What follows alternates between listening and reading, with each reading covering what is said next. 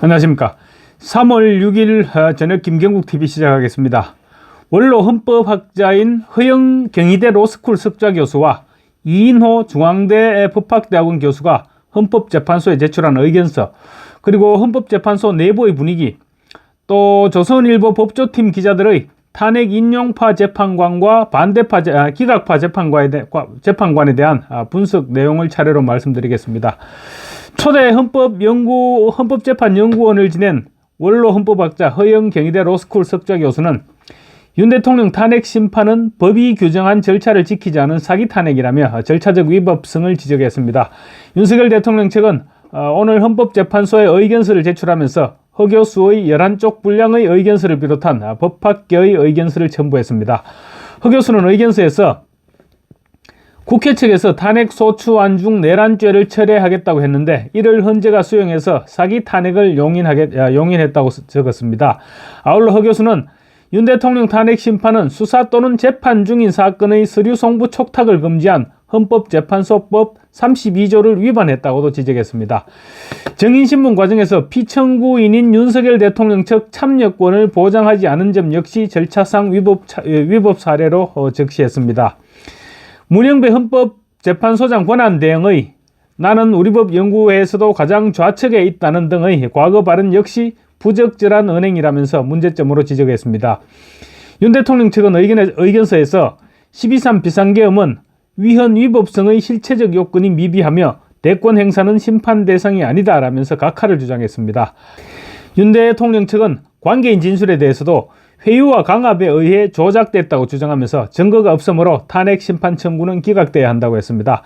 압박과 회유는 곽종건 전 특전사령관의 경우가 대표적이죠. 허 교수 이외에도 헌법학자인 지성우 성균관대 로스쿨 교수, 이인호 중앙대 로스쿨 교수 등도 의견서를 제출했는데, 이인호 교수의 의견서는 한마디로 요약하면 윤 대통령에 대한 국회의 탄핵 소추는 헌법의 형식을 빌린 의회 쿠데타였다는 것입니다. 이 교수는 13일 만에 대통령 권한대행 국무총리마저 불법으로 직무를 정지시키는 폭거는 정상적인 헌법 국가에서는 상상조차 할 수 없는 일이다. 헌법의 형식을 빌린 의회 쿠데타라고 규정할 수밖에 없다. 아직도 헌법을 공부하는 중에 있지만 이건 아니다라고 판단했다라고 의견서에 적었습니다. 이 교수는 대통령 탄핵 심판의 핵심적인 헌법 쟁점들, 즉 대통령이 내란죄를 저질렀는가, 대통령의 계엄 발동이 헌법상 요건을 충족했는가, 계엄 시행 과정에서 계엄 권한의 범위를 넘어선 것인가, 이런 세 가지 쟁점에 대해서는 모두 기각 의견을 개진하고, 그리고 대통령 선출이라는 주권자의 의사를 파기할 정도로 대통령이 국민을 배반했는가, 그 정도로 중대한 헌법 위반이 있었는가, 이런 부분에 대해서도 그렇지 않다는 의견을 개진했습니다. 문영배나 이미성 같은 좌빨 재판관들은 몰라도 정형식, 김복형, 조한창 이런 중도 우파 재판관들에게는 허영 교수나 이인호 교수의 의견서가 탄핵 각하 내지 기각의 명분을 제공하는 역할은 할 수 있지 않을까, 그렇게 기대됩니다. 그런데 지금 헌법재판소가 워낙 개판이 되어버려서 이런 전문가의 조언이 귀에 들어가기나 할지 모르겠습니다. 헌법재판관들의 평의 내용이 줄줄 새어나오는가 하면 시간을 끌기 위해서 기각했던 사안을 다시 끄집어내는 등 헌재가 마치 문형배 개인의 사유물처럼 운영되고 있다, 이런 비판이 제기되고 있습니다. 우선 평의 내용이 누설되고 있는 것으로 보입니다. 헌법재판소 내부통신이라는 제목으로 지금 글들이 떠돌아다니고 있는데, 재판관들의 평의 내용과 헌법재판소 출입 기자들과 관련한 이런 정보를 담은 그런 내용입니다. 이 정보에 따르면 한덕수 대통령 권한대행 국무총리에 대한 헌법재판관들의 평의 결과는 5대3으로 기각 의견이 우세했던 것으로 전해지고 있습니다. 한 총리에 대한 탄핵안이 5대3으로 기각 의견이 높게 나왔다는 것은 문형배, 이미선, 정계선 세 사람만이 인용을 주장하고 나머지 5명이 기각 입장에 섰다는 것입니다.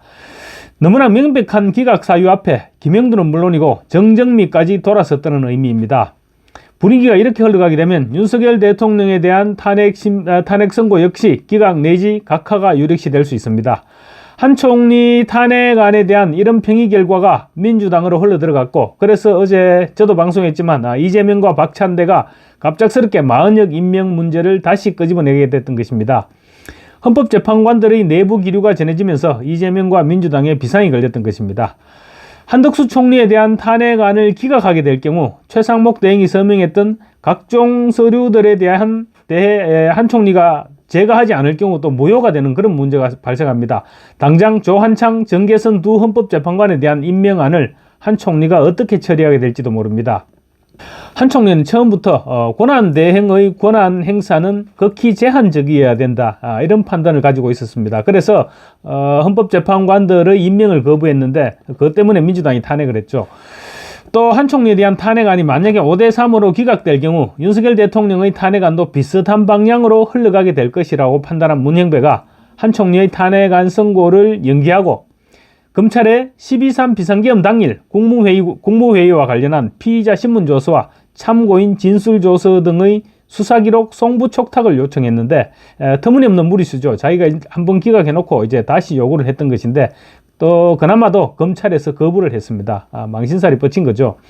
문형배는 국회 측 대리인단의 검찰 수사기록 송부 촉탁 신청을 한 차례 기각을 했었습니다. 한 총리에 대한 심판 변론도 단 한 차례 50분을 하고서 종결을 선언했었습니다.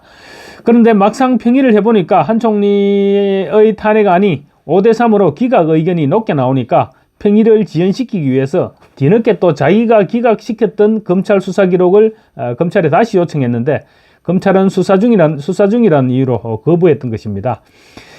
지금 헌법재판소가 문형배 한 사람에 의해서 엉망이 되어가고 있다는 말이 흘러나오고 있는 이유입니다. 내부통신에 따르면 헌법재판소 출입 기자들도 헌재가 대통령 탄핵 심판 인용 조건인 6명을 확보하는 데 실패한 것으로 분석하고 있다고 합니다. 민주당이 심리적으로 여론전을 펼치면서 다음 주 대통령 탄핵 심판은 8대0으로 인용된다, 이런 내용을 무차별적으로 살포하고 있고 또 긴급하게 한덕수 총리 탄핵 심판 추가 증거 신청을 했던 것도 대통령 탄핵 인용이 불가능하다고 판단했다는 증거라는 것입니다. 내부통신에 따르면 민주당은 소추위원인 김이수 전 헌법재판관을 통해서 헌법재판소 내부 상황을 파악 중인데 분위기가 완전히 탄핵 기각으로 돌았으니까 이재명과 박찬대까지 나서서 최상목 대행에게 마흔역 임명을 노골적으로 압박하고 있는 것으로 그렇게 분석을 했습니다. 또 헌법재판관들 기류 변화와 관련해서는 현재 TF 관계자의 분석이라면서 3월 1일 탄핵 반대 집회의 압도적인 규모에 헌법재판관들이 상당히 부담을 느끼고 있다고 이렇게 적고 있습니다. 특히 모 헌법재판관은 지인들의 카톡에 올려진 광화문 영상들을 모두 다 체크하고 있다는 내용까지 포함되어 있습니다. 또 문형배 등 탄핵 인용파는 은근히 최상목 권한대행의 마흔역 임명을 기대를 했는데 그때 맞춰서 국민의힘 박수영 의원이 단식 투쟁에 들어가자 문형배 등도 최상목의 마흔역 임명을 포기했다는 말도 전해지고 있습니다. 조선일보 법조팀 기자들의 분석이라면서 나돌고 있는 글도 흥미롭습니다. 법원은 일단 연수원 기수와 연수원 성적 등으로 서열이 정리되는 그런 집단인데 헌법재판소 내 인용파와 기각파 사이에 전혀 소통이 안 된다는 것은 실력이나 기수 면에서 압도적인 기각파들이 문형배, 이미선 등 인용파들을 철저히 무시하고 있기 때문이라는 것입니다.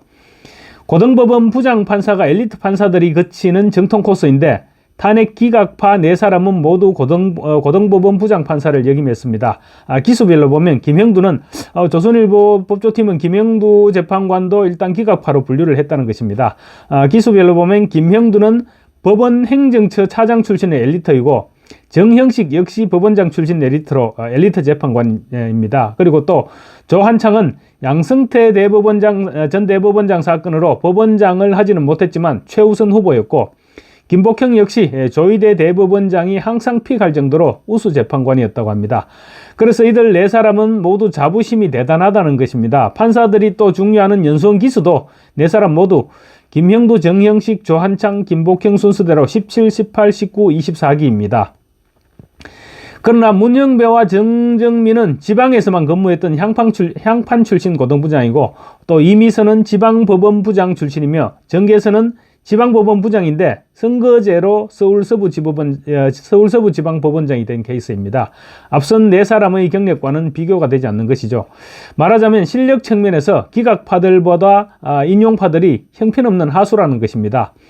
또 사법연수원 기수면에서도 문형배 18기, 정정미 25기, 이미선 26기, 정계선 27기로 기수에서도 아까 반대파는 17, 18, 19, 24기였는데 탄핵 인용파는 18, 25, 26, 27 기조 한참 늦죠. 기수도.